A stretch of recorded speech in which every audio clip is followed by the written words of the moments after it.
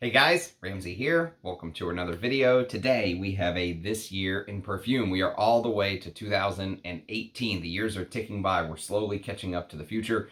And I've loved doing these videos. If you've been following the channel, you know I've been away for a couple days, which is not common for Channel Ram. However, it was spring break, had my daughter, just a fantastic time. Today is St. Patrick's Day, so happy St. Patrick's Day to everybody who celebrates it. I know I may not look it, but I actually do have a pretty substantial portion of my family lineage is Irish, so I am kind of a potato head at heart, and I love St. Patrick's Day because my mom makes the traditional corned beef with carrots, cabbage, potatoes, butter.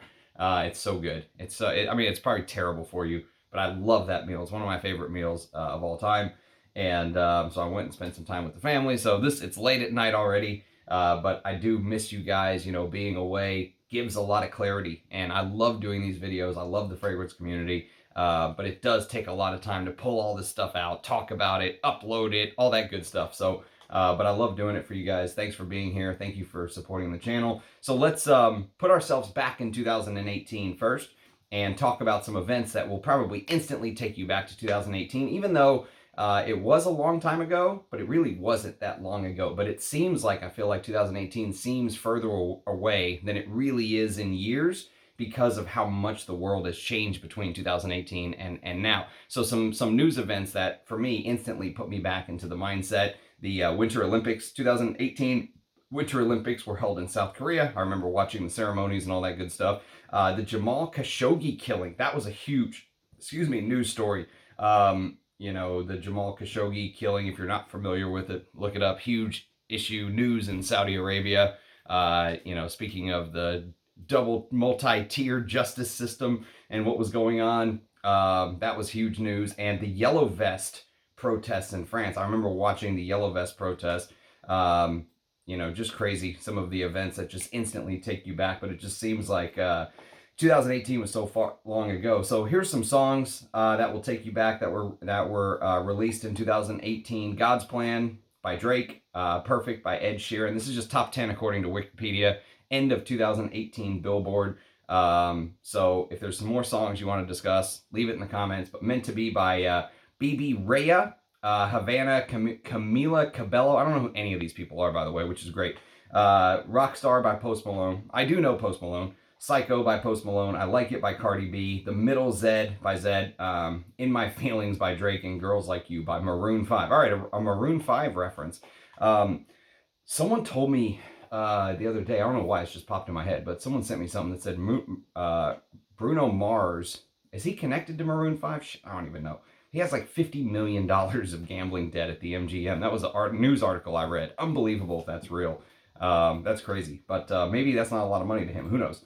Some movie releases that came out in 2018: Black Panther, Roma, First Reformed, Leave No Trace, Incredibles 2, A Star Is Born, Mission Impossible, Fallout, which I never saw, The Favorite, If Beale Street Could Talk, Spider-Man, Into the Spider-Verse, Bohemian Rhapsody. I do remember watching that. I thought that Rami actor guy did a pretty good job playing the dude who was the lead singer of Queen, Freddie Mercury. Burning, the Ballad of Buster Scruggs, First Man, Jurassic World, Fallen Kingdom. I haven't seen any of those, by the way. I'm just not a big movie guy after the path that, let's just say, Hollywood has taken in the last 20 years. So, yeah, if I want my propaganda, I'll just, you know, watch something else.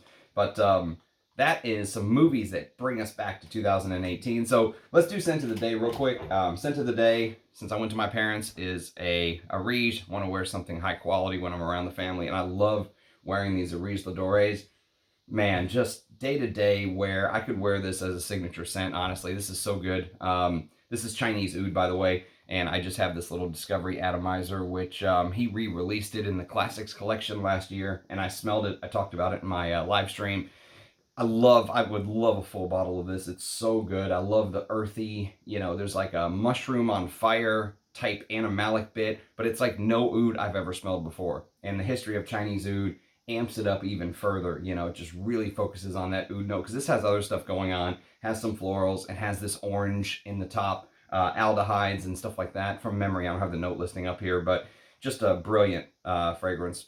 Amazing, high quality, just love it to bits. I could easily wear this as a signature scent. If money was no issue, I would have multiple bottles of Chinese Oud. Okay, so that was my scent of the day. So let's do some honorary mentions, fragrances that I have not done videos on, or I don't have a full bottle of, but I do have a sample.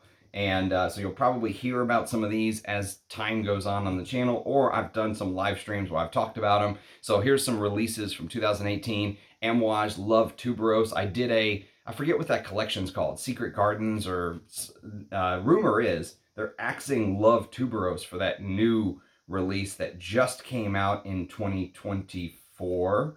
And God, I can never remember the name of it, but I thought it was an awful name by Amouroud. It was called Love Delight. Love Delight. What an absolute trash name. So rumor is they are axing Love Tuberose for Love Delight, which is apparently a boring sort of vanilla fragrance from what I hear, but go figure, cinnamon and vanilla. We have not smelled that one before.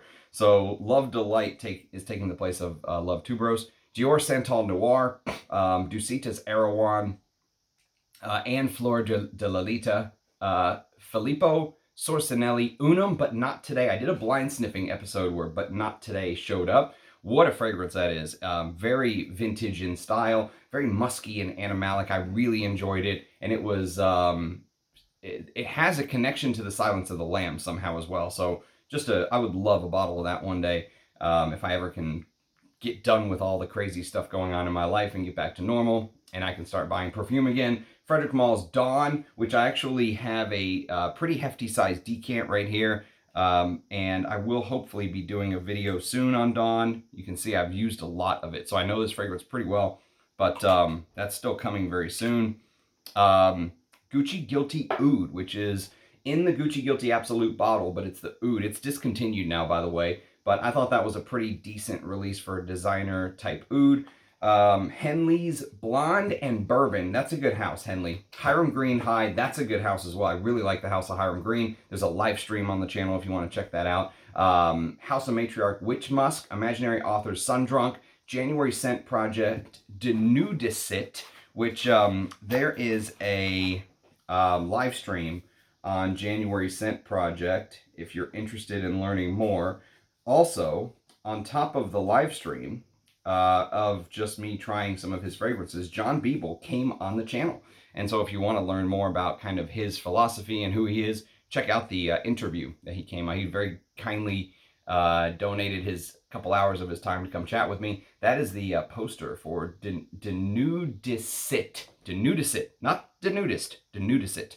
And you can kind of see the little details. There's like some starfish down there. I like these little drawings as representations of the scent. So if you want to learn more, I don't think I really cared so much for this one because it was a sea flower type fragrance, if memory serves. Like it was definitely an aquatic. And so yes, but for an aquatic, it's okay. It's just not something I would spend my money on at this point in my journey. Juicebox Golden Serenade. There's a Juicebox live stream on the channel as well, and No Rules. Les Indemodables Musc de Sable is one of the best niche houses around right now. Musc de Sable is absolutely fantastic. If you like Frederic Mall's Musc Ravageur, you have to try Musc de Sable. Mancera's Hindu Kush, Nishane's B612 or 612. I don't know how you're supposed to say it if it matters. Versace's Shagaf Porom. Oh, real quick, that is a good opportunity to say 2016, 17, 18 is really the time that I think the quote-unquote clone houses grew their infrastructure up and really started to become major players, where you started to see a ton of influencers getting paid to do reviews of clones. Now, I've never reviewed a clone on the channel. I did buy a couple because I was curious. And honestly, I probably will never buy another one, but I do have a couple in my arsenal just because I was curious. So you hear people say things and I wanted to know for sure. So there will be some clones in this ranking, in this list, if you will, or houses that are usually associated with clone houses. I don't think anything is necessarily exactly a clone, but you get the idea. We will discuss this a little bit, But the problem with Fragcom nowadays is a lot of the big names, once their channels swell to a big enough size, they start to get reached out by these, especially in the Middle Eastern houses, and they literally get paid. They get paid dollars. Like, hey, talk about our fragrances. We'll give you $5,000, $10,000. So they're really supplementing their ad income with affiliate links and just flat out being paid by these houses.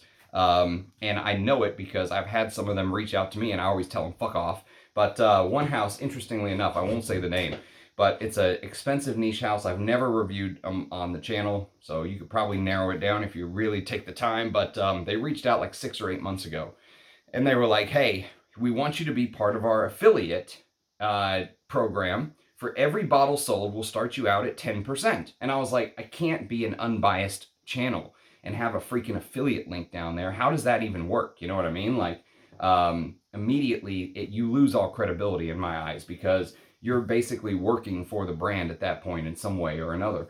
So I said very politely, I'm not interested in your affiliate program, but I would like to smell your fragrances because I've never smelled them before and I've never done videos on them. And they were like, thanks, never heard back. And then like now, just a couple weeks ago, I got another message, maybe like the replacement of the person who was there originally now, same role, messages me the same stupid script. And I was like, listen, I already told your predecessor, I'm not interested in your affiliate program.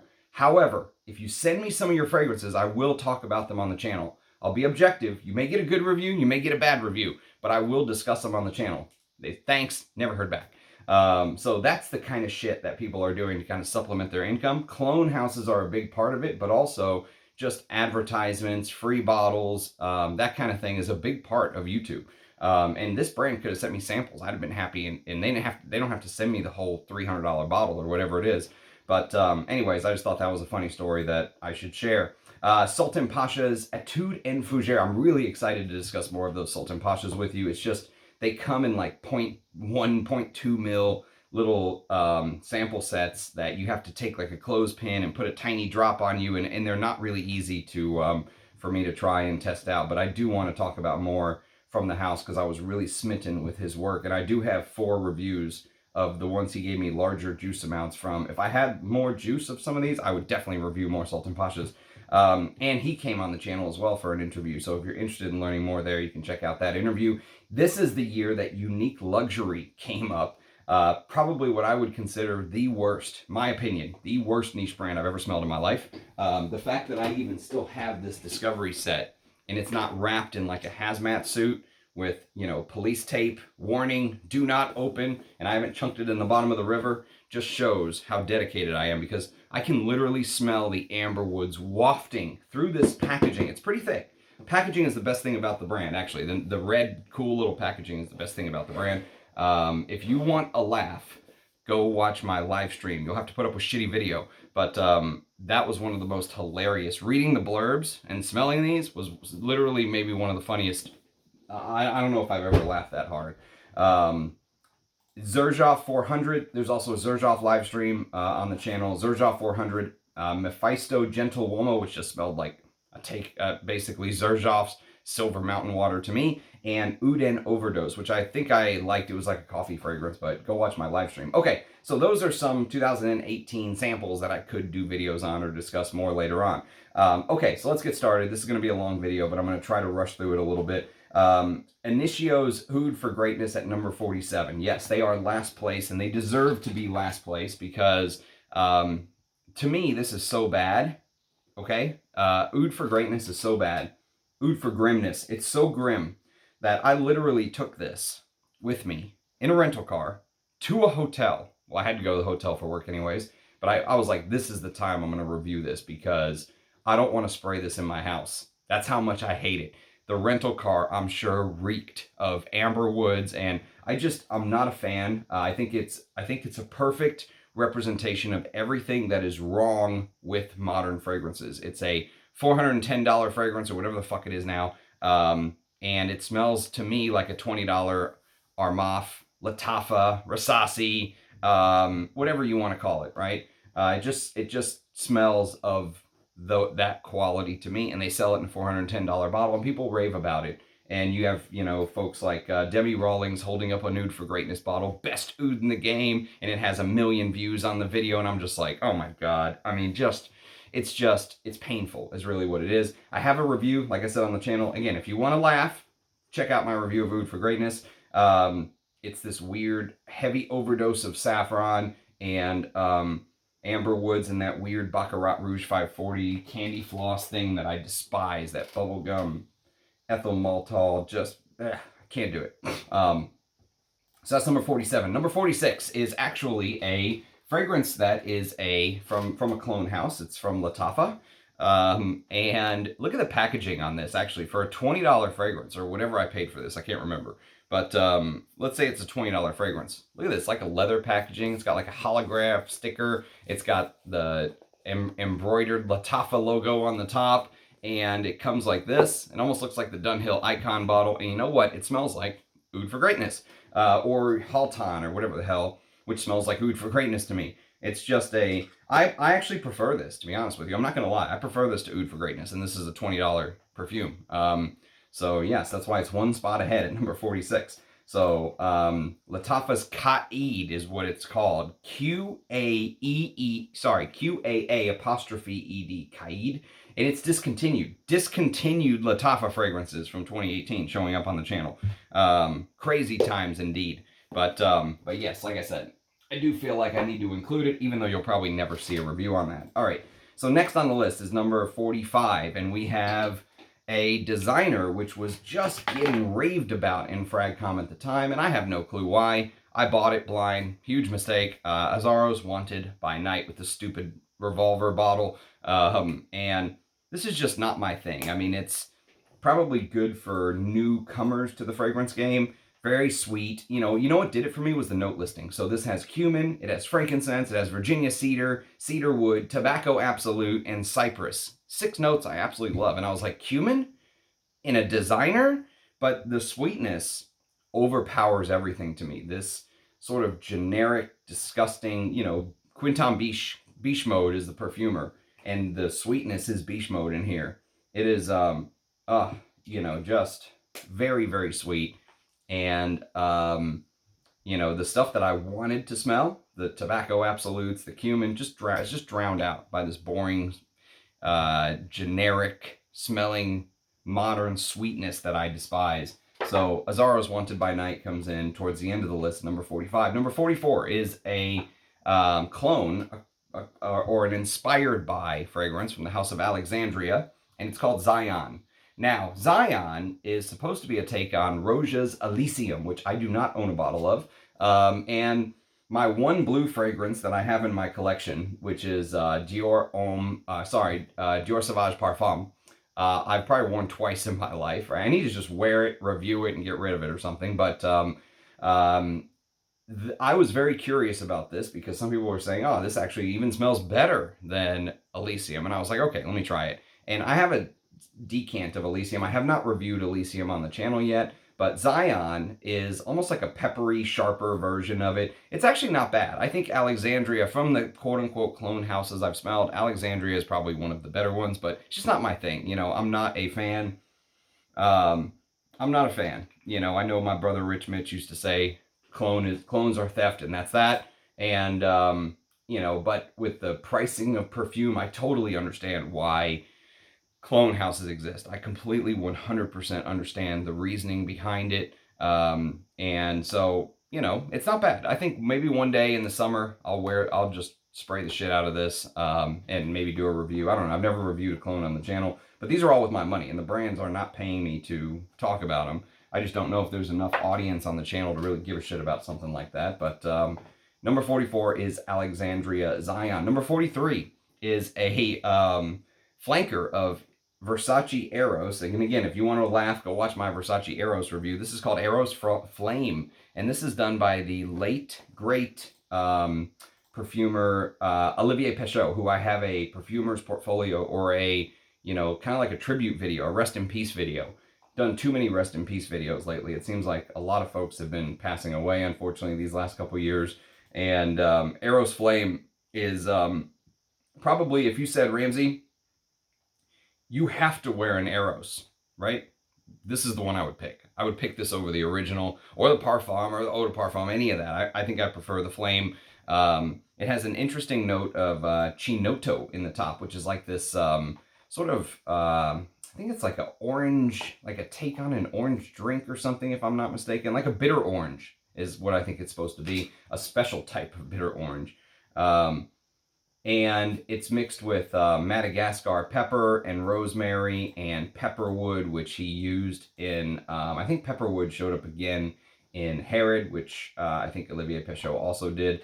And it's supposed to have a woody, peppery profile. Go figure. I'm telling you, these oil houses, they may be good at what they do, but they are not very good at naming. Pepperwood.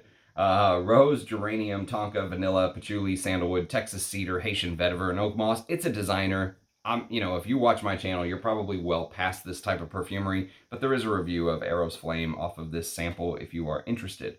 So Eros Flame at number 43. Number 42, I don't have the sample anymore. It was one of those cardboard-looking samples where you squeeze the middle and juice squirted out. I don't know why Chanel does those. They should be way past that, but it was Bleu de Chanel Parfum. And, I understand the need for selling bottles and stuff like that. I just think, Chanel, I don't know. I just think they should be past this kind of stuff. I know that they're probably selling a ton of bottles, so I can't knock them for it. It's just not my thing. That sort of blue sandalwood. Sandalwood in here was nice from memory. I think there was a grapefruit note, or maybe this is the one the grapefruit was removed. I can't remember, but they used New Caledonian sandalwood in here, and it actually was pretty nice. But would I own a bottle? Hell no. I mean, there's just no need. I don't wear my blue fragrance as it is now. So Bleu de Chanel Parfum comes in at number 42. Number 41 is another Chanel, back-to-back Chanels, and this one's called Paris Venise. I guess it's Venise. I don't think it's Venice, because I think actual Venice, the city, is Venice. So I'm not sure what this refers to. I'm sure someone can leave it in the comments. But these Chanels right here are supposed to be the lighter, easier to wear line, or whatever they call it. And I really like this, but I think it leans traditionally feminine for me to wear as a scent of the day. Maybe I'll just wear it to bed a couple times and review it. It's kind of like a creamy floral. They say there's 3 notes in here, neroli, tonka, and vanilla. But it smells like there's other white florals in here. I would not be surprised if there was some jasmine, lily of the valley, stuff like that. It's got that soft, powdery, floral, white floral vibe. Very creamy. And it's mixed with tonka and vanilla. And so for the summer, like an easy to spray, almost like wear it like an eau de cologne style thing, I think it would be nice. The neroli adds a little bit of freshness. Neroli can usually add that type of fresh accord. So it's nice. It's well done. For you Chanel fans out there wondering why it's number 41 on the list, it's just not my type of fragrance is all. And this ranking is all about my personal feelings. And if you ask me tomorrow, it very well may change. So keep that in mind. It's just a fun way to talk about a lot of fragrances. Please do not get offended because your favorite fragrance is in last place. Okay, number 40. Number 40 is an Amouroud Oud, and I could not find this bottle for the life of me. I tried to find it the other day when I was doing my Amouage Boundless review, and I could not find it. And then when I did this list, I was like, okay, I have to find this thing. And usually I know exactly where I put my fragrances. For some reason, this one got moved, and it was hell on finding the damn thing. This is Amouroud Oud Tabac. And there is a rumor about this house. It's owned, or it's done by the Perfumer's Workshop. You can see right there on the top. And Oud Tabac is basically in the same realm as Boundless or Tobacco Vanille. If you watched my Boundless review, I said it was very derivative. I thought there was just very little need for that type of fragrance, especially in an Amouage. And this is something very similar. But what's interesting about these Amouroud Ouds, rumor is that they get briefs. I don't know if this is true or not, but what I've heard, rumor on the street, on the mean fragrance streets, is that they get briefs from like cast-off Tom Ford. So like, multiple perfumers put in their briefs for a fragrance. Tom Ford picks one. The other ones are still kind of floating around out there. That's why a lot of their fragrances actually smell like Tom Ford's from what I have heard. So if you like Tobacco Vanille, you will like this. It's like Tobacco Vanille with Oud, and I think a little bit of heliotrope and maybe a couple other things added that's not in Tobacco Vanille, like a Nootka cypress note, but it's it's that style, like I said, that's been completely overdone. But if you like it, this is an okay fragrance. I would like to smell more from the house just because I'm curious, but I don't know if they're a house really that's worth diving into. So Amouroud Oud Tabac at number 40. Number 39 is an Initio, actually, believe it or not. And it's a couple spots higher than its famous brother, Oud for Greatness, but I prefer this. This is called Rehab, and someone very kindly sent me a Max Aroma decant, and you can see the drop or two that I have left of Rehab. And Rehab is very similar to Spice Bomb in 1899 by Histoire de Parfum, which I own, and I actually prefer 1899. That came out in 2013. This came out in 2018. I don't know. I mean, for a niche house like Initio, you want to smell something new and different. I know I've said this a million times, but remaking a fragrance like Spice Bomb or something that's been done in a niche version. You know, Spice Bomb came out in 2012. A year later, Histoire de Parfum did their niche version, 1899. Then in 2018, do we really need Rehab? But that being said, it probably is one of the more, I think it's one of the better Initios I've come across. Like if you said, because I don't own a bottle of Spice Bomb. So in my 1899 is a 15 ml Discovery atomizer thing that they do. They do small bottles, the Histoire de Parfum, which I like. But, so I would not, you know, if you said, Ramsey, pick one Initio, it may be Rehab. I don't know. But, anyways, that is at number 39. Number 38 is a Diptyque, and it is called Boulevard Saint Germain. 34 Boulevard Saint Germain. It's named after their corporate headquarters. If I'm not mistaken, you get this fancy luxury bag that you can put your fragrance in. And 34 Boulevard Saint Germain comes with a magnetic cap, which is unlike a lot of the Diptyques. But I do like the presentation. The EDT, apparently, it's supposed to look like a sort of like a wick of a candle, you know, the sprayer tube. And so this one's got a darker gradient looking bottle, and so you can't make it out as well. But this is a very simple fragrance, but very well done. I remember Rich Mitch saying once that he thought for people who liked wearing things like Aventus that this would be well taken to them because it's kind of easy to wear, but people love it. It was also made by the late great Olivier Pechot. He shows up over and over again. He was a big hit in 2018. And so this is pink pepper, sandalwood, and vanilla. And so if you've smelled real sandalwood, these type of sandalwood fragrances are going to be hard for you to get behind, but I do think there's something to be said about creating a sandalwood accord, you know, not, the real sandalwood takes the cake. The problem is it's very, very soft. And so if you ever put like real Mysore sandalwood oil or something like that on your skin, it is a beautiful smell. You know, that soft, creamy, milky, almost spongy, lemony, you know, like you can just compress the wood, like the wood is made of sponge. It's so beautiful and soft and luxurious and relaxing. It's one of the most relaxing smells on earth to me. And, but a lot of times with these type of sandalwood fragrances, we get like this very punchy, rip your nostrils out accord, like Santal 33, which I actually like. I have a love-hate relationship with that one. But 34 Boulevard Saint Germain, I think, does a sandalwood note very well for what it is. It's a simple fragrance, sandalwood and vanilla with a little bit of pink pepper. There's probably more going on here. There's probably some florals or something not listed, but it's I think it's good. It's good. I think it would smell amazing on a woman because of that vanilla, that creamy sort of vanilla. Very nice. 34 Boulevard Saint Germain Eau de Parfum. The Eau de Toilette came out many years before 2018. Okay, next on the list we have Hyrax by Zoologist. I did a top 5 Hyrax fragrances in my collection video. You can check that out. I'm sure you'll find it if you search for it. And Hyrax was very close to the top of that list, if I remember. And Hyrax is a challenging fragrance, I'll tell you that. Well, Hyrax in general is challenging because, especially for Western noses who are not used to animalic type notes, Hyrax is challenging. Basically, Hyrax literally is like mummified poop. Okay, it's mummified poop of the Hyrax, and it's called Hyraceum, and it basically smells a little bit like an amalgamation of all of the different animalic ingredients. So you get a little bit of the leathery castoreum, you get a little bit of the sort of sparkly, effervescent freshness of ambergris, you get a little bit of the pissy, dirty, you know, almost like urine traveling through a musk pod, civet pissiness in there, and it's just kind of blended together into Hyrax. I think it has little touches of Costas. You know, Costas has like that wet hair thing, dirty animal fur thing. But this is mixed with Turkish rose and elemi, which I love, and saffron and whiskey and styrax and patchouli and sandalwood and amber. And there are some other animalic notes in here as well. There is castoreum and civet. So this is actually a pretty spicy, challenging, animalic type fragrance for most people.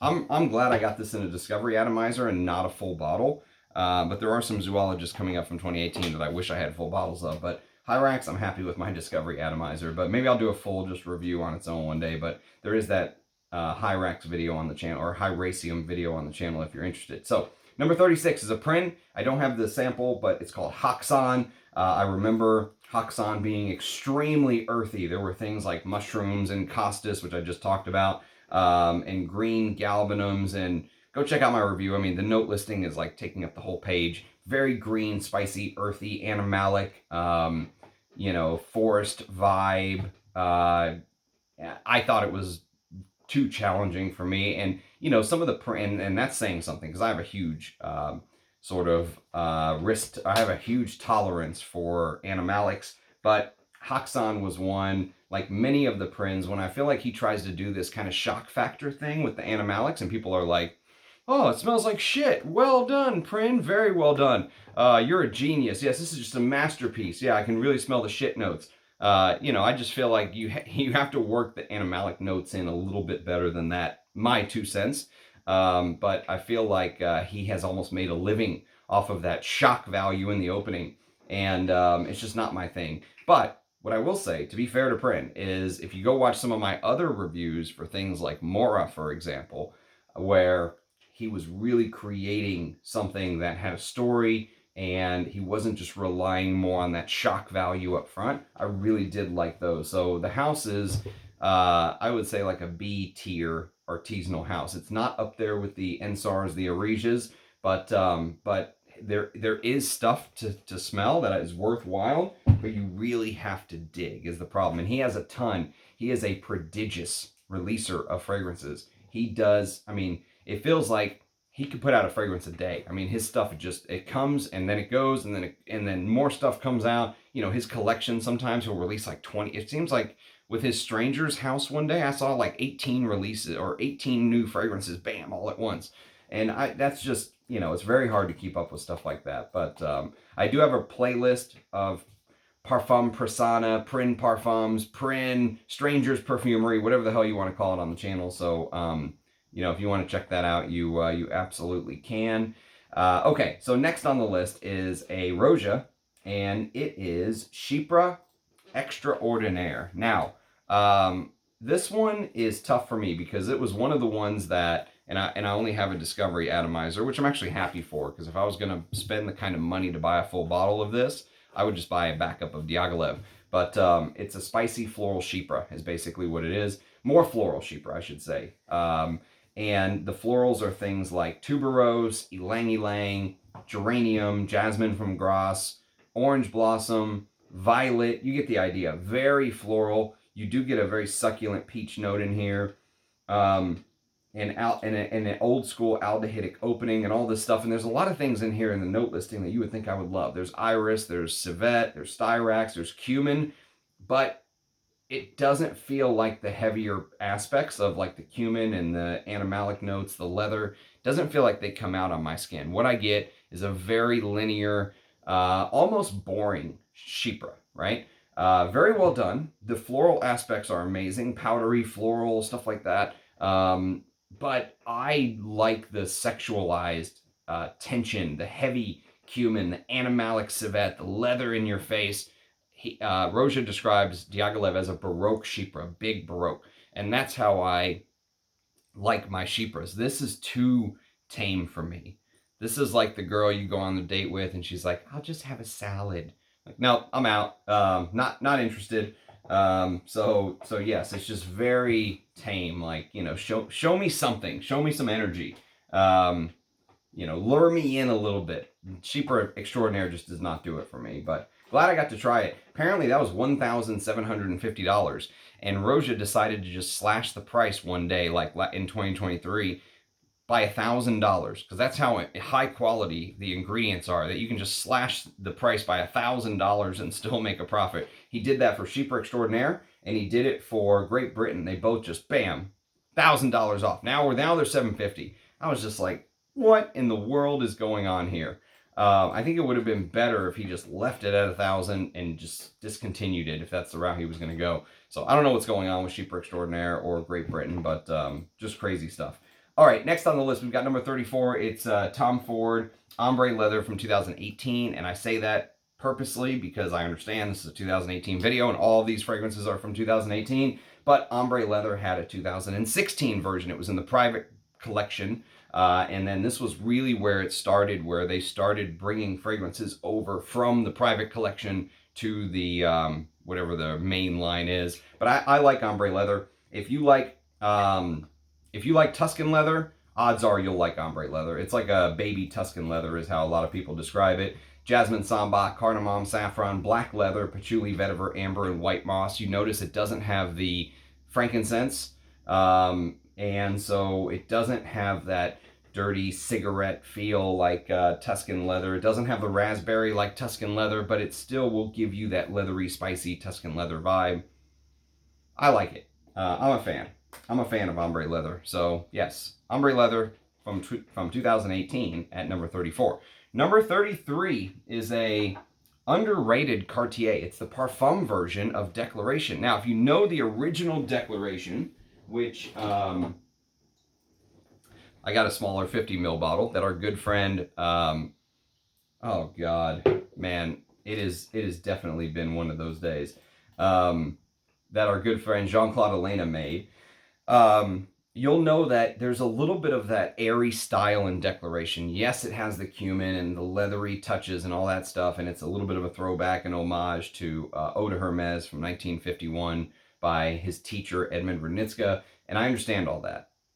This fragrance, basically by Mathilde Laurent, took the DNA of Declaration, which I think is amazing, that spicy woodiness, and amped up the more challenging animalic aspects, like the leather in here. The cumin is amped up in here. You definitely get a sweaty cumin, which I like. The cardamom note's fantastic, and the oriental heaviness of the fragrance is amped up. It's heavier. You know, if you like Declaration, but you're like, man, I don't like the airy, light way that it wears on me, this is your answer. Declaration Parfum. I think it's an amazing fragrance that is underrated, my opinion. So Declaration Parfum at number 33. Number 32 is a Dolce & Gabbana that I plan on reviewing very soon. And it is called Mysterious Nights. So Mysterious Nights is actually done by our good friend Jean-Christophe Hérault. And if you know that name, you know that he is popular for making Aventus. So what's interesting is this is a big fuck-off saffron in the opening. It's chemical, Middle Eastern. It really gives you those rolling dunes in the desert vibe, and a big dose of rose. And I have to say, this fragrance and Lyric Man are two fragrances that really made me fall in love with rose for men's targeted rose fragrances. And if you know my taste, the number one spot in 2018 was maybe the easiest number one spot you're gonna see. I mean, I put it straight at number one, and it never budged. It never even got close to budging. It was just sitting there at the top, like, and that's a beautiful, my favorite rose fragrance of all time. I keep hyping it up, and I'm shooting myself in the foot. I'll never own a bottle probably because of what I've been doing, but I have to be honest with you guys. Even if it hurts me, I feel like I have to be honest. That is, once you lose your integrity, it's almost impossible to get back. So I always want to be honest with you. And so yes, the number one spot's a giant rose, but this is a great designer Middle Eastern style rose for what it is. Rose and oud. And I like it. I'm a fan. I'm a fan of Jean-Christophe Hérault as a perfumer as well. He learned well from Pierre Bourdon. All right, number 31 is maybe one of the strongest fragrances in my collection. If this thing even touches your clothes, or forget your clothes, if it touches your skin, anything, I mean, it is tenacious. You'll be smelling it the next day like, what am I smelling? I already sprayed a different fragrance. You'll still be smelling this. And I have a little bit of a love-hate relationship with this one, but I've come around to it. It's from the house of Rogue Perfumery, which I love, and I'll review this soon. It's called Dervish. Now, there is a Dervish Part 2, all right? But this is an Oriental resinous tobacco. It's like a Middle Eastern style tobacco is kind of what it's like, right? So speaking of huge fuck off saffron notes in the top, gigantic saffron, almost like the saffron you get in Baccarat Rouge 540, this big, giant, sweet smelling saffron.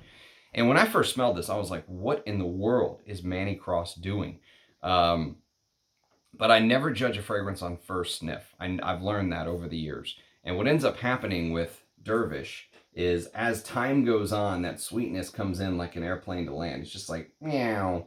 If you like that noise, meow. So as time goes on, I was going to make a joke and say, well, if it's a United airplane, it may not be coming in to land properly with a missing wheel or all the crazy stuff that's going on right now. But it does go, the sweetness definitely slowly over time subsides. And as the hours go by, I find myself liking this more and more and more. And that leathery labdanum, which is thick and resinous, it almost feels like there's myrrh in here, but there's not. So it has that warming fungal feel with tobacco in the base, and civet and animalic notes and frankincense.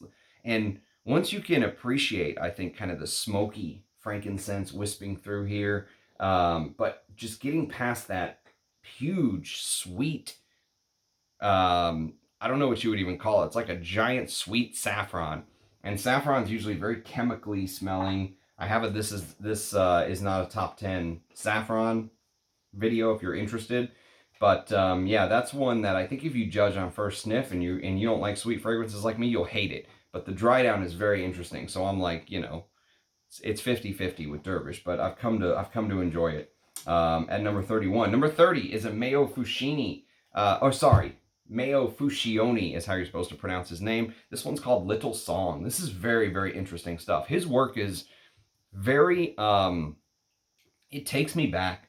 There's something about his work that just reminds me of like time long ago. You know, it takes me back to being a kid. I reviewed a fragrance on the channel of his called Spirito. I think it was called Spirito. And it really reminded me of being a kid at my grandmother's house and in upstate New York, playing, you know, seeing the giant trees.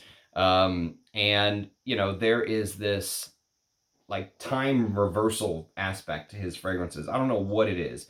And this one's interesting because Little Song is a little bit resinous, spicy, earthy, woody, smoky. It's got this very interesting coffee note, which is like almost alluring. Sit down, have like you're sitting there having a cup of coffee with a family member, and you get this beautiful Turkish rose. But the base is tobacco and labdanum, but it's not heavy. His fragrances are never huge hits of amber woods or anything like that. They have layers to them, you know, and they're, I don't know why they're so they really put me in my thoughts. His fragrances just really are introspective, crazy, but I like them. So I'll review that one of these days. That's Little Song by Mayo Fuscioni. Number 29 is a Roja I reviewed on the channel. It's a Chypre. Roja loves Chypres. This is called La Oscar pour Homme. And you can see I basically used every single drop. I can still smell it. I mean, I would totally rock this and own a bottle of this. If you're not familiar, La Oscar is a very famous hotel. And Roja made the fragrance for the hotel chain, high-end hotel. So get your wallet ready if you're going to stay there. But it's a spicy Chypre that uses some interesting notes. Like there's a Mayflower note in here. It's a note you don't see very often. There's an old school carnation note in here, which I love. It adds to the spiciness. There's some celery seed in here, which he used in his vetiver, which I actually really like. Galbanum, and there are some similarities to his vetiver, but this does different things. There's grapefruit in the top. I really like La Oscar. Like if money was no issue, I would totally own a bottle of this. But very well done, proper Chypre. Again, speaking of multifaceted and layers, go check out my review if you're interested in learning more. Okay, so next on the list we have number 28. 28 is a sample I could not find, but I reviewed it. My brother from another mother, Rich Mitch. it's like his third shout out on this video. He sent me a decant of Rake and Ruin by the House of Beaufort. If you like the artistic, challenging aspects of Amouage, what they used to be before the new Fishman took over. By the way, speaking of the Fishman, I have a rant real quick. I saw an interview that he did where he said, I swear to God, he said it. Go look it up. It just came out a day or two ago from, I think his name is the Niche Fragrance Collector, or so. I never watch his videos, but I saw the Fishman was on. Someone sent me a message. They were like, dude, you got to watch this. He literally said that, well, if Amouage doesn't, if Amouage doesn't be innovative and challenge the official direction of the fragrance world, then who will? And I was like, do you really believe that? Like, when you say those words, do you actually believe what's coming out of your mouth, or is it just total bullshit? I'm sorry, but I had to. So the thing about Beaufort is that it's almost like Beaufort is like what Amouage was under Christopher Chong, but even crazier. Like, just imagine going absolutely crazy, giving zero fucks about sales and creating just amazing, insane things. Rake and Ruin smells like you're on a ship of the Royal English Navy from the 1700s or the 1800s, and it's smoke. There's smoke in the air from the cannons being fired. There's men next to you drinking gin, sloppy drunk. There's a weird licorice note, like you got drunk and just started eating licorice. There's animalic castoreum and costus. There's this very strange, dry, woody, like almost like you're in a cargo, like transporting cargo, but it got wet. And the wood is maybe a little bit rotted, and just insane fragrance. And I love it. I absolutely love it. Like, I would totally have a bottle of that if money was no issue. That's the type of perfumery that really gets me going nowadays. It's just so weird. It's so weird, but I love that stuff. I love weird, challenging, interesting, different. I hate the bland, boring, same old type of fragrances. In Beaufort, they're a house that definitely deserves more looking into, and I'll review a few of their fragrances soon, hopefully. So Rake and Ruin at number 28. Number 27 is a Zoologist fragrance. This is a fantastic, underappreciated Zoologist. This is called Moth. And actually the perfumer of Moth, I'm really smitten with. His name is, I think it's a guy, Inaba Tamu. It may be a girl, though. A Japanese perfumer. And this fragrance just feels like Inaba just put so much time and energy. And, I remember my father actually used to take me to a store when I was a little kid. And there was a Japanese man who worked there, and he would sweep the floor. And he used to tell me, look at this man as he sweeps the floor. Pay attention to the attention to detail that he's putting into sweeping the floor. And that always stuck with me. That no matter what you do in life, even if it's sweeping the floor, do it with pride. And it really feels like Inaba Tamu put some serious effort and attention to detail in Moth. Moth is not everyone's cup of tea because it opens up smoky, spicy. There's cumin and saffron, so it seems like, it's like being pulled in this Middle Eastern direction, but it's also got spices and cloves and nutmegs and cumins and cinnamon, so it's slightly warm, resinous. And then all of a sudden, it just seems to switch and become like a vintage Guerlain. The heliotrope and iris and mimosa and jasmine and lily of the valley and rose, that beautiful floral heart comes together. And just all of a sudden, it's like, I'm smelling a vintage Guerlain. And then it dries down into this honeyed, smoky Nagamatha, which is Cypriol, and Oud. So think about how crazy these transitions are that I'm talking about. Someone asked me the other day, they were like, what is a fragrance that does multiple transitions? I should have said Moth. Moth is the answer to that question. If you want a fragrance that goes in all these different directions, starts here and ends there, this is fantastic stuff. So yes, I had a decant, loved it enough, bought a bottle. Moth is amazing. I'll review it one of these days. One of the better zoologists, in my opinion. At number 27. Number 26 is a Mona D'Orio. I don't know what's going on with this house. I will say that they are, when Mona D'Orio was alive, she said they would never reformulate a fragrance. That they would discontinue it before they reformulated it. and they've gone through some different bottles. Some people say the bottles smell different. I don't know. But this one is called Santal Nabatea, and very similar to what I was talking about with 34 Boulevard Saint Germain. This is even better than that. If you want like a amazing sandalwood that highlights that sandalwood note without being just disgusting, punchy, rip the inside of your nostrils out sandalwood, but mix it with distinctive and interesting notes, Santal Nabatea is kind of the answer to that to me. And I need to review more from the House of Mona D'Orio. I'm really impressed with what I've smelled so far, and I want to smell more. It's just they're so hard to find. They're so expensive, especially the older ones that are now discontinued. They're so expensive. But this is black currant leaf, coffee, sandalwood, oleander, dried apricots, pepper, loam, tonka bean, and a papanax. Amazing fragrance. I love Santal Nabatea. So good stuff. Good stuff by Mona D'Orio at number 26. Number 25 is the Francesca Bianchi. I have a review of it. It's called The Lover's Tale. Succulent peach, that iris accord that she does, which in the video I think I sort of described it as, imagine you're cooking like a dinner roll and you're watching the yeast rise, and then when you open the roll, the sort of the smoke, the heat, it just kind of overtakes everything, right? And that yeast rising image is a great example of how her iris accord, her very famous orris concrete or orris butter, whatever you want to call it, accord that she uses, is shows up in The Lover's Tale. The Lover's Tale has animalic notes, which I like, but it also has this very sensual skin-like accord, like you're really smelling your lover's skin. When two bodies come together, there's a little bit of that sweaty animalic skin aspect, but there's also her beautiful orris concrete accord, which she does overdo. She uses it too much, and I think it kills a lot of her fragrances. But the Lover's Tale is one of her better ones, and I would, if you said, Ramsey, pick 5 Francesca Bianchis, I'm going to give you full bottles, the Lover's Tale would definitely be one of them. But I've got a Francesca Bianchi playlist on the channel if you want to check that out. Okay. Number 24, we are back to the house of Rogue. Rogue by Manny Cross, and this is Mousse Illuminée.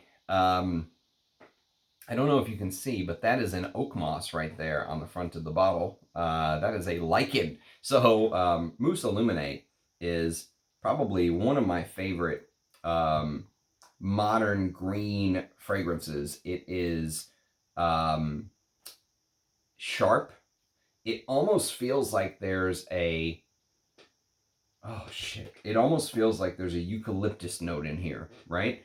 Like just that sharp, slightly minty eucalyptus feel, camphorous type feel is in here. And I think it's a mixture of the Artemisia and the bay leaves kind of coming together with cypress. And cypress can sometimes have this medicinal-like smell, and there's a ton of real oak moss in here, tree moss. My understanding is that Manny Cross never sort of went along with IFRA. So I think there is a larger than allowed oak moss dose in here, from my understanding.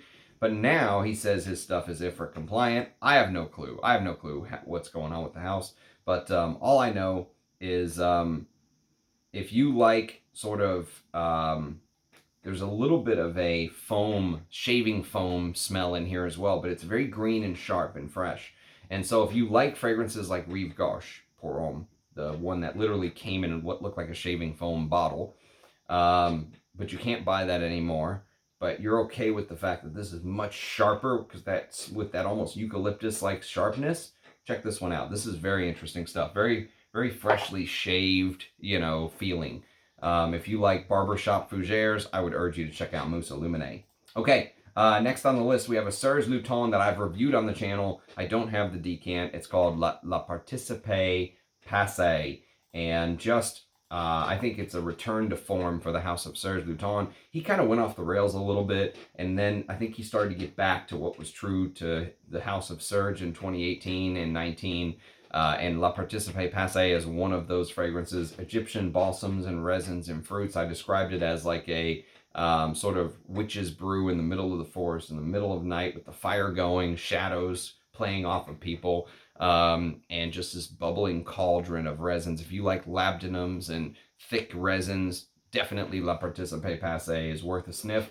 If you like the heavier surges, the old school heavier surges, definitely check that out. There's also an interesting fruitiness to it from memory, but that's a good one. Okay, next on the list we have a DS and Durga. This is called Amber Kiso. I really enjoyed Amber Kiso. I think Kiso is like a grove of trees, and there were multiple types of tree notes in here. There was a Saguaro cypress note, a Cryptomeria note, a Japanese maple note, and a Hinoki cypress note. And it was mixed with this smoky frankincense. So when you first sprayed, you're hit with this amazing frankincense. And obviously, there's like this leathery amber type accord. It is called Amber Kiso, but I think it probably should have been called Kiso Amber, because the tree aspect with the frankincense, the natural smokiness of this fragrance is outstanding.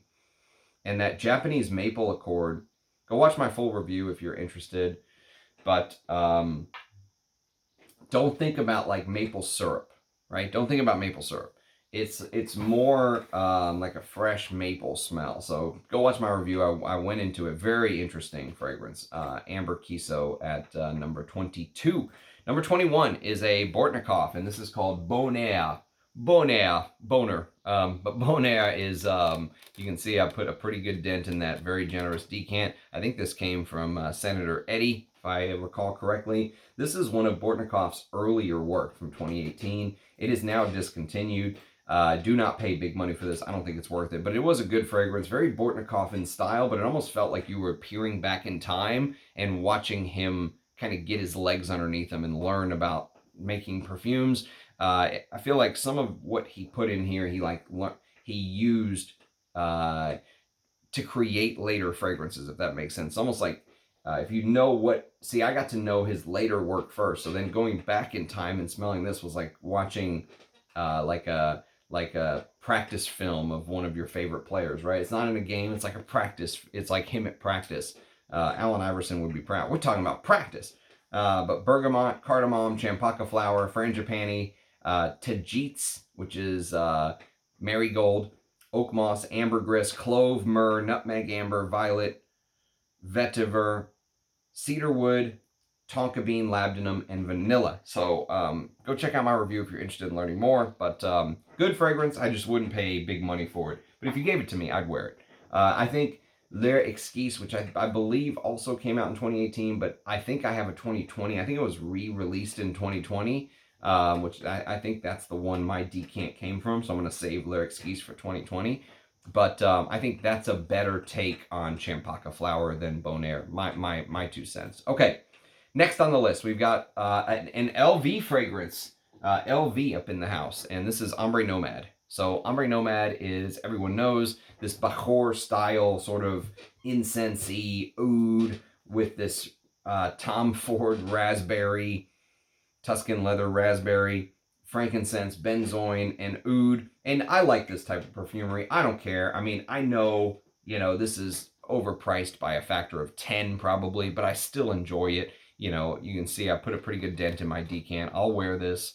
So Ombre Nomad, I mean, would I buy a bottle? No, absolutely not. I would not give Louis Vuitton what they're asking for. But yes, I mean, go check out my review. There was a full review on the channel of Ombre Nomad. But I do enjoy wearing that type of perfumery. It's in me to enjoy it. I can't help myself. Okay, from one oud to another, and this is Roja's Majestic Oud Parfum, because it's so majestic.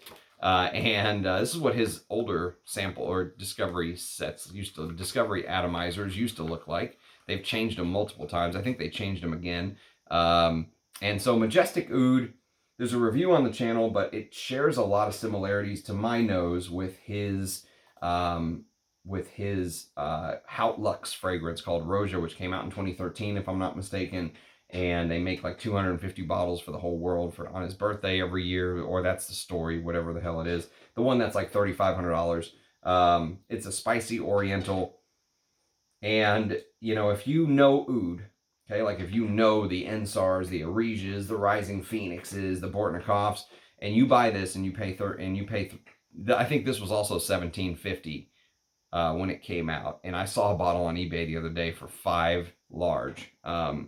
And, you know, the reason is because it's discontinued now. But this is not, I mean, it's a good fragrance, but it's because of everything else, not the oud note to me.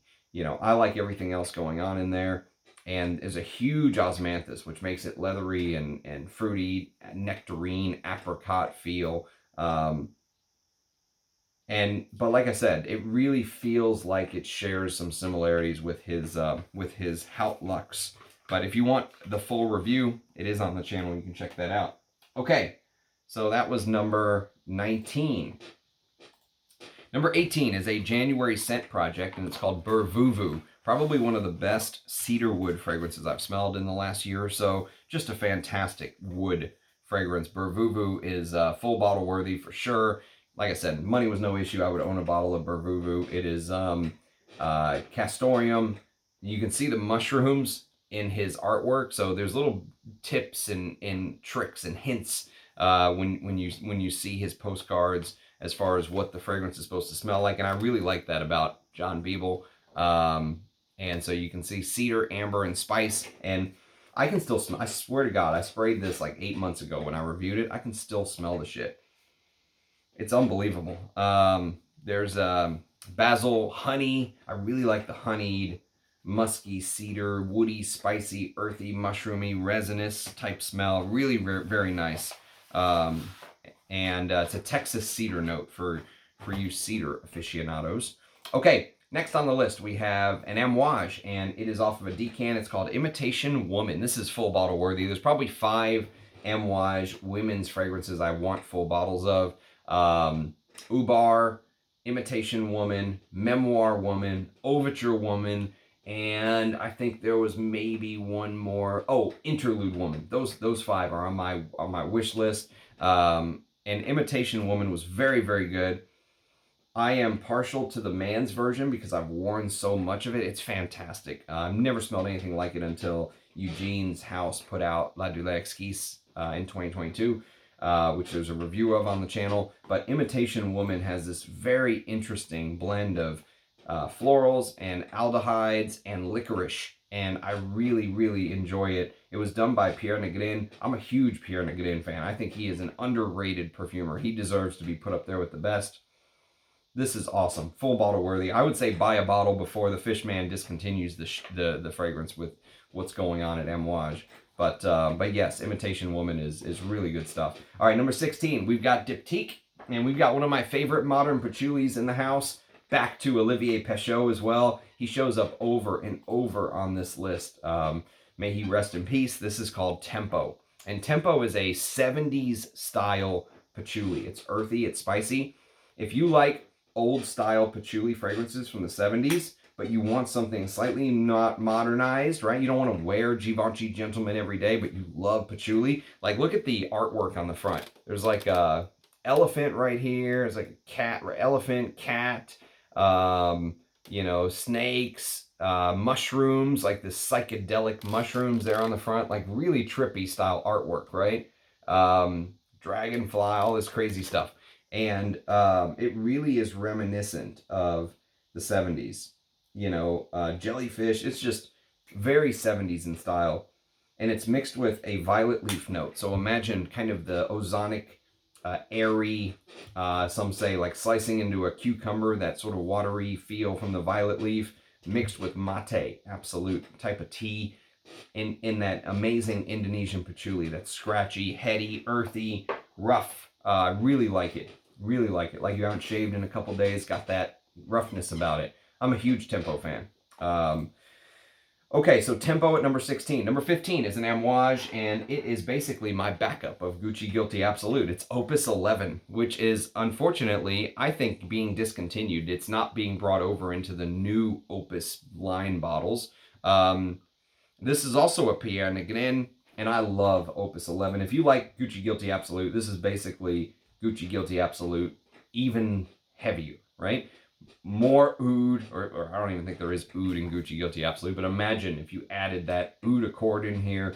There is that same exact wood leather note, which I'll give you one guess at what that smells like. And yes, it is wood and leather, with styrax and marjoram in the top. So Very woody, very spicy, very leathery, and very intense. This stuff is, like I said, it's my backup of Gucci Guilty Absolute, basically. I just treat those two as basically interchangeable. So, but I love Opus 11. There is an early impression video on the channel. Very, very early video of mine. So, excuse the sort of layout. Okay, Areej Le Dore's Indolence comes in at number 14. Indolence is probably one of the best floral fragrances I don't own a bottle of. I just have this little decant here, which I've been living off of. Indolence is gardenia, Indonesian jasmine, and jasmine absolute, mixed with things like gingers and limes and pineapples and tangerines and Omani frankincense. So you get a little bit of this wispy sort of frankincense and Chinese green tea, Indian galbanum, so it's resinous. There's lavender absolute in here in the base, Indonesian sandalwood, beautiful, proper sandalwood, Australian sandalwood. The sandalwood here is a good example of what a proper sandalwood should be.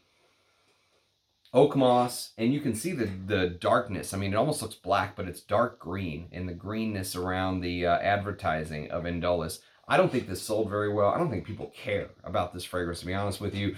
I did a review of this, and it got like 200 views. Like, literally, no one gives a shit. But the sad part is it is an amazing floral fragrance. Like, if you were like, Ramsey, I don't like florals, but I want to smell a fragrance that is done in a proper, that really highlights the florals, the real elements of the florals. This is what I would tell you to try. Indolence is amazing. Full bottle worthy, yes. I think it's also the first Areej Le Dore fragrance to not have any oud, any real musk, or any real ambergris. I think it's the first one in 2018. So yes, Indolence is very interesting. Very interesting at number 14. Number 13 is a Roja. It's FM, which stands for Fortnum & Mason. FM, the perfume. Fortnum & Mason, the perfume. One of the best Chypres he's done. Very few people discuss this because it's kind of a off the beaten path. It's not in the main line. It's in a Fortnum & Mason like exclusive. Those you know, store exclusives sometimes get looked aside. But if you put that aside and you just take the fragrance on its own merit, FM, the perfume, is amazing. I'm a huge fan. It's got this really interesting vibe of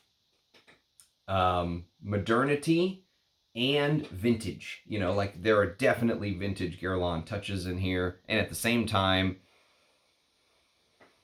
there's something that feels very almost Middle Eastern in style, because there's this birch note in here, and birch can sometimes give off this sort of smoky, leathery type feel. If you've ever seen birch trees, like the bark will just easily kind of peel off.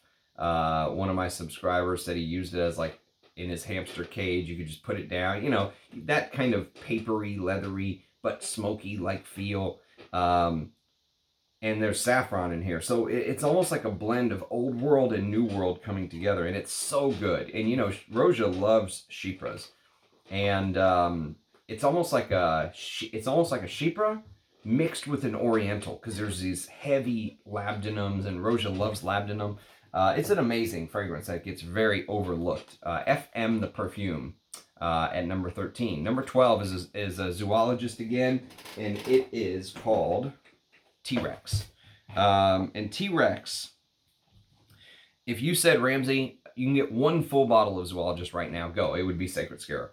But if you said, Ramsey, you can get a second full bottle, it would be T-Rex. I really, really like T-Rex. T-Rex is a huge fragrance. Gigantic, enormous. In fact, some fragrance shops would not let their customers spray this in there. They'd make them go outside to test it. That's how big it is. Smoky and resinous. It's got this almost like blood accord, comet hitting the earth, exploding, throwing up earth and resinous spices, resins, leathers, frankincense, all that stuff into the air, with champaca and osmanthus and ylang and rose oxide, which maybe that's what gives it that weird, almost like, you know, you're smelling the trail of a comet-like smell. I really, really like this. And it's cut with green notes, like you're smelling bits of the Jurassic time period. It's unbelievable. Good stuff by Antonio Gardoni. And I know I've given him a good time, but I'm starting, or given him a hard time, but I'm starting to come around to his perfumes.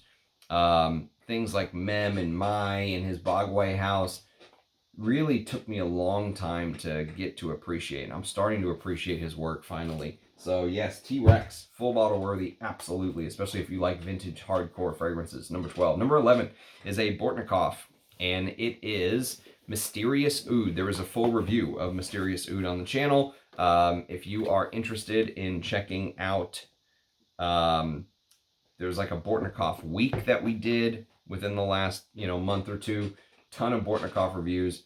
This was one of them. Mysterious Oud is like sort of a oriental take on oud. So imagine heavy sort of Papanaxes and labdanums and vanillas in the base and stuff like that, but mixed with this amber Shimama Accord. So imagine this heavy amber. It's like an amber attar. It's heavy with this orange that cuts through the middle, almost like Lagerfeld's KL Ohm, how that orange, or Lagerfeld Cologne, how that orange note just runs through the center, right?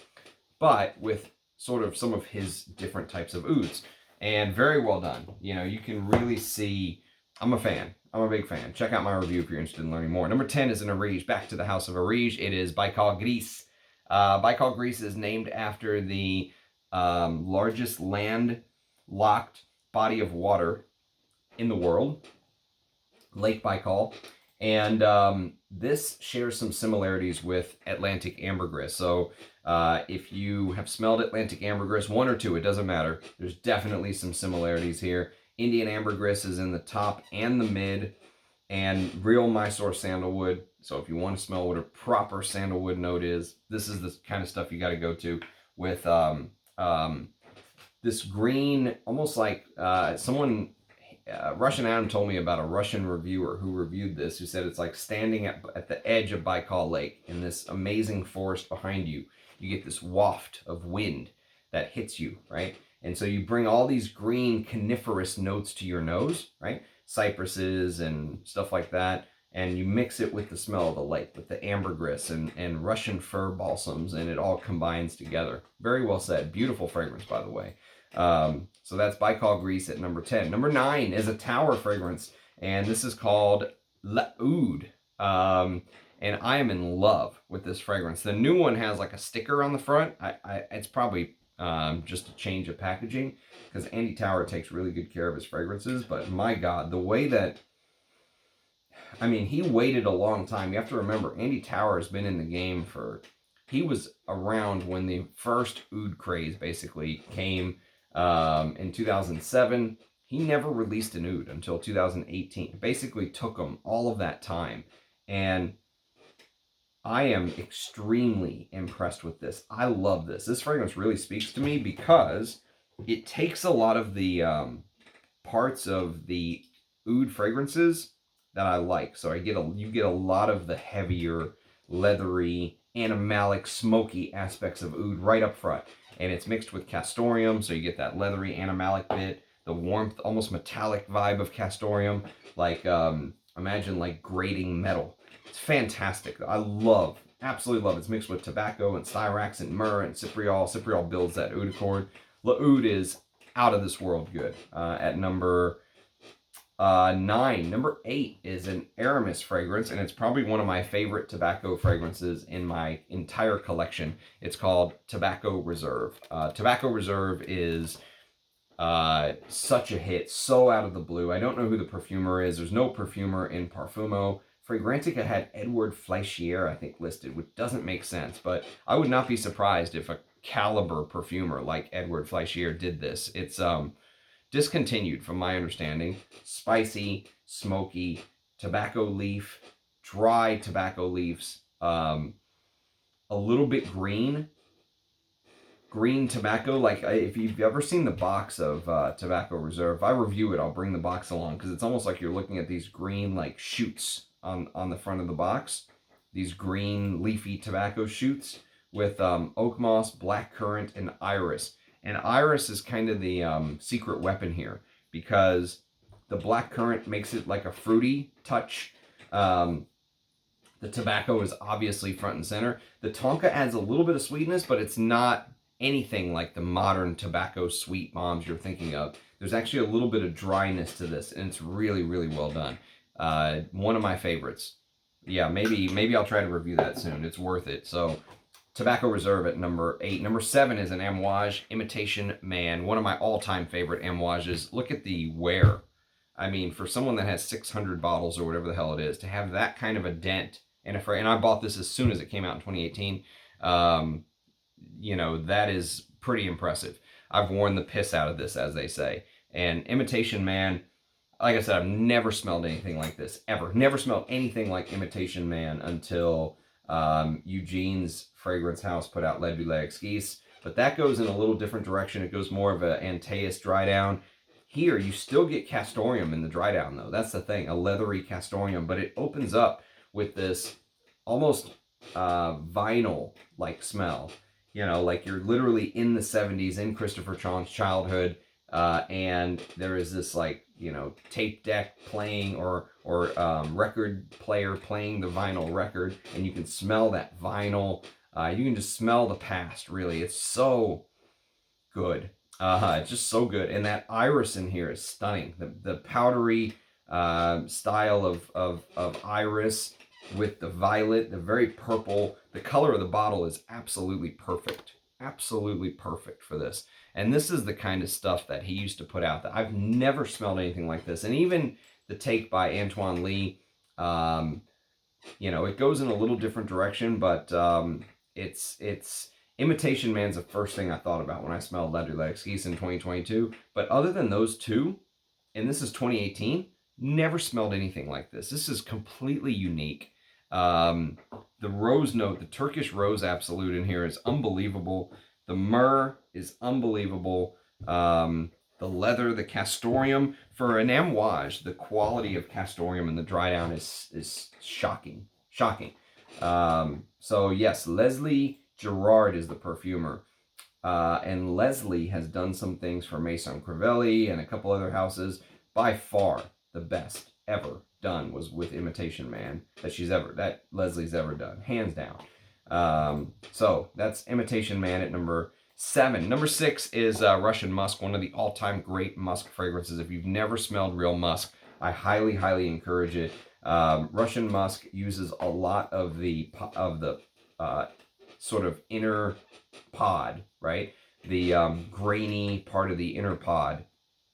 And this is a very professional musk fragrance. It doesn't have as much of the animalic leathery bit. It's very powdery and soft, but it is an animalic spice. You do get that animalic muskiness, but it's mixed with some ouds in the base. But you get a lot of the pine and fir balsams and cypresses, and you know, it has a similar green feel to Baikal Gris, but imagine with the musk, right? With the real deer musk, unmistakable.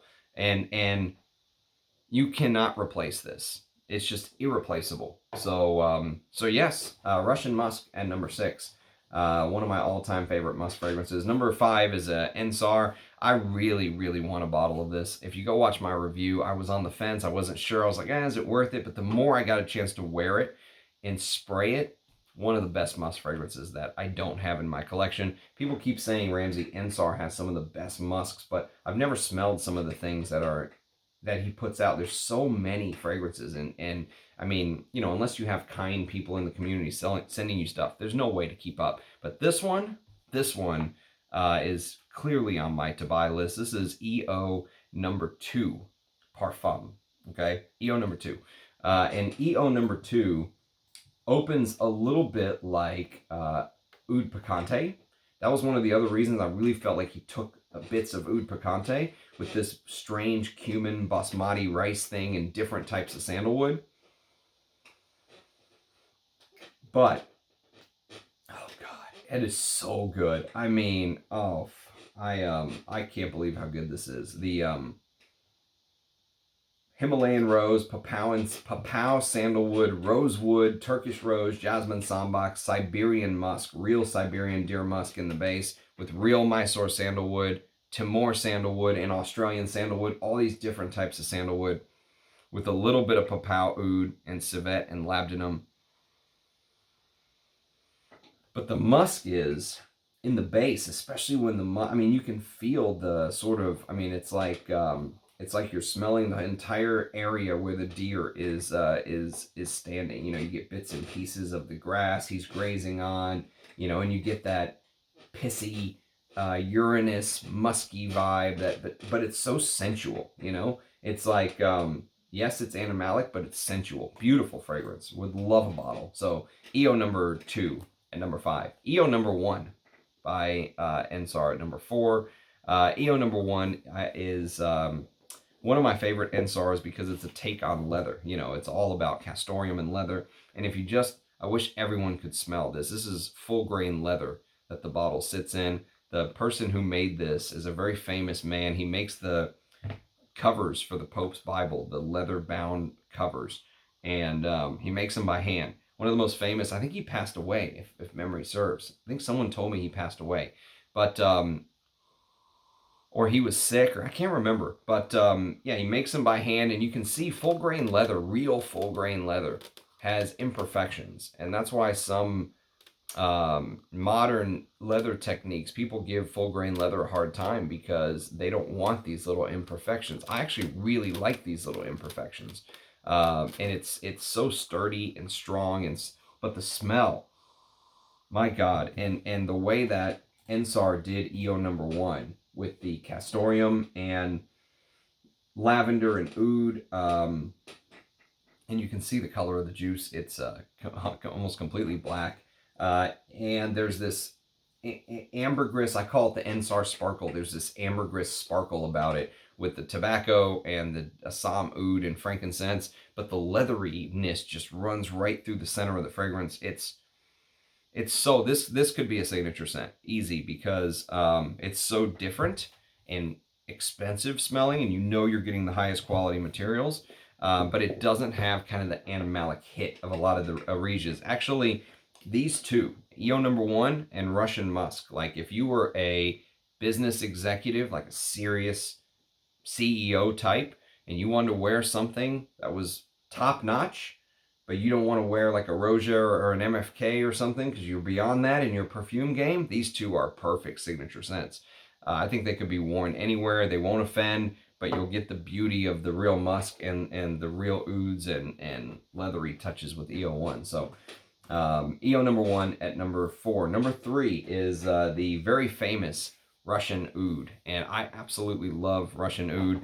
It's probably one of my favorite chocolatey ouds with that cacao oud, but it's also probably one of my favorite amber. The amber type dry down in here is so underrated. Everyone talks about the chocolate and the oud. Yes, obviously it's there. There's also real musk. You know, in the original write-up, it said that it was Siberian deer musk maceration derived from a gigantic musk pod, gigantic one. So, but that birch tar, labdanum, myrrh, dry down thing where you get that amber like a cord that's being built, one of the best ambers, absolutely one of the best ambers into the dry down. So glad that he recreated kind of a part 2 in the classic collection so more people could smell it. And then, so that's number 3. Number 2, we have Oud Luwak. Now, I have fallen in love with this fragrance. I've got a chance to spray it occasionally before bed. I've reviewed it on the channel. I've worn it as my scent of the day. This is my coffee oud. Like if I could just own one coffee oud, I know I reviewed Ensar's Rumi, and that was very good as well. But this one speaks to me. You know, it is basically like Oud Zen. Has that Oud Zen DNA, but with coffee. And it's unbelievable, unmistakable, unbelievable. My kind of fragrance. It's got that Sumatra oud and spikenard, which is also called Nord, I believe, or Nard. It's called Nard. You know what's funny is if you read the gospel, if you read the Bible, I think spikenard is what Mary Magdalene put on Jesus's head. So it's a popular, you know, note. Carrot seed, nutmeg, Indian oud, Sumatra benzoin, cedarwood, and Java vetiver absolute. But I love the depth of this, man. It is, man, I really would like a bottle of Oud Luwak, but you know how that goes. And number 1, like I said, the easiest number 1 of all time for me. I didn't even have to think. I put it at number 1, never wavered. It is Malik Al Taif, my favorite rose oud of all time. Malik Al Taif is absolutely fucking phenomenal. I mean, if you said, Ramsey, you are ruler of the world, all right? You're gonna sit on your throne and you're gonna wear whatever the hell you want, because we're gonna find these bottles. We'll go take them from the peasants, right? They will be yours. Even if there was only 100 bottles made, we're gonna hunt them all down. They're yours. You can wear it for the rest of your life. This is it. This is my fragrance. The Taif rose in here is so royal. It's so regal. You know, it just has that. I imagine that this is what like a proper ruler of a Middle Eastern country should smell like. This is it. This is what MBS should smell like, or whatever it is, right? This is what the King of Jordan should smell like. Indian rose, Taif rose, and not just Taif rose, but royal grade Taif rose, and it's 40% of the composition. So most rose fragrances you smell, I don't think rose can be more than 5% if you're IFRA compliant. This is 40%, and it's mixed with animalic, funky Indian oud and real deer musk absolute and Mysore sandalwood. It has everything. It has everything you could want in that lemony Indian rose, Taif rose, tea-like soft rose, but so classy. This just speaks to me. I mean, this is fucking unbelievable. So, yes, number 1, Malik Al Taif. Is there any doubt? I mean, one day maybe I'll find a bottle. Maybe some like millionaire will watch my channel and hunt me down a bottle one day. Cause fuck. All right, that's my top 47. These videos are just getting impossible with the as we get closer and closer to modern times, but there's only going to be a couple of these left. I love doing these for you guys. I hope you appreciate the time and effort and everything that goes in. Now I got to put all this shit back. I need an assistant. So maybe when I hit 100,000 subscribers. So anyways, thanks for watching as always. Love you guys. Hope you had a great St. Patty's Day. Cheers, and I'll catch you next time. Bye-bye.